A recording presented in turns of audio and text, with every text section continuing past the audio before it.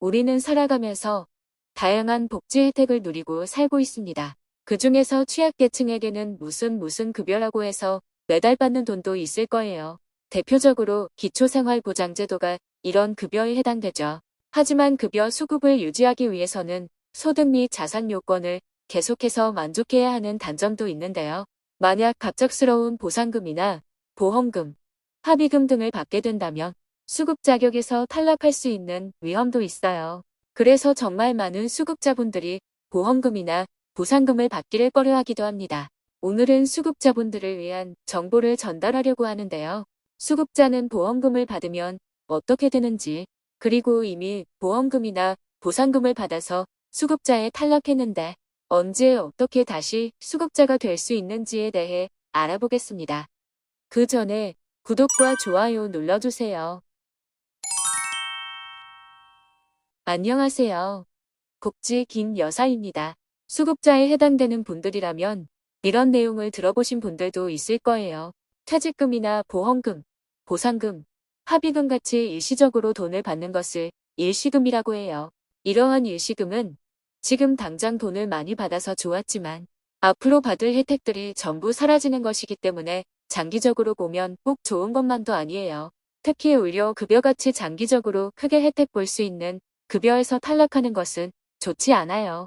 그래서 이 부분을 잘 알고 가셔야 내가 보험금을 받아도 되는지, 보상금을 받아도 될지 결정할 수 있습니다. 세부 내용을 소개하기에 앞서 간단하게 두 가지 내용을 요약 정리부터 해드릴게요. 자세한 설명은 너무 복잡해서 간단하게는 이 정도만 알고 가셔도 됩니다. 첫 번째 내용은 기초재산액까지는 받아도 아무 영향을 받지 않습니다. 그리고 두 번째는 기초재산액을 초과하는 경우 소득이 없을 때는 초과분은 산정소득 인정액까지는 받을 수 있다입니다. 그럼 먼저 일시금을 받게 될 분들을 위해 내가 어떻게 받아야 수급 자격을 유지할 수 있는지 알아보겠습니다. 첫 번째는 기초재산액에 대해 알고 있으셔야 합니다. 결론부터 말씀드리면 기초재산액은 이 정도까지는 재산이 있어도 없는 것으로 보겠다는 거예요.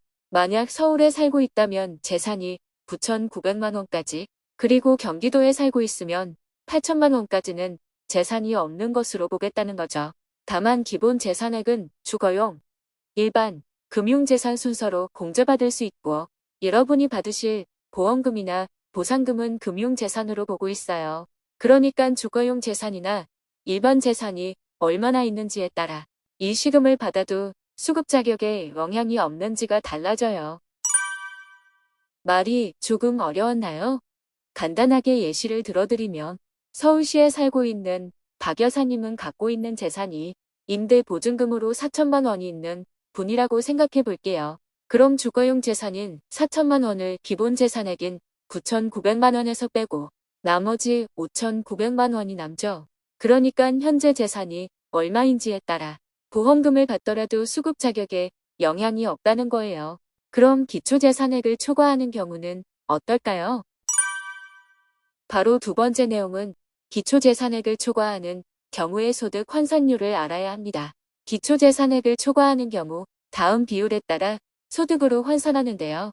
주거용 재산은 초과 금액의 0.0104를 곱한 금액, 즉 1.04%가 소득 환산율이에요.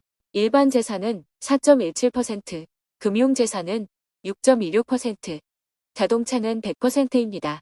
여러분들이 알아야 하는 것은 바로 금융재산인데요. 보험금을 받기 전 재산이 딱 기본 재산액이라고 가정해보고 기초재산액을 초과하는 보험금을 받게 될 때 그 금액의 6.26%를 곱한 금액이 소득으로 환산됩니다. 그 금액이 의료급여를 기준으로 보면 이 정도까지는 괜찮다는 거예요. 그 중에서 의료급여를 받는 2인 가구라면 일시금으로 2,200만 원까지는 수급 자격을 유지할 수는 있다는 거예요. 다만 이 경우는 소득이 아예 없는 경우에 해당되니까 보다 정확한 계산은 복지로 또는 복지 담당자에게 문의하시는 것이 좋습니다. 이외에도 이미 보험금을 받은 분들은 금융재산을 환산율이 낮은 주거용으로 전환한다던가 자연적 소비금액이라고 해서 여러분들이 사용하는 생활비에서 일정 부분을 일시금에서 차감해 드리고 있어요. 이 내용은 다음 영상에서 더 자세히 설명드릴게요. 오늘은 수급자에 해당하는 분들이 보험금이나 보상금을 얼마나 받아도 되는지에 대해 알아보았습니다. 많은 도움받아 가셨으면 좋겠네요. 오늘 영상이 유익하셨다면 구독과 좋아요 부탁드립니다.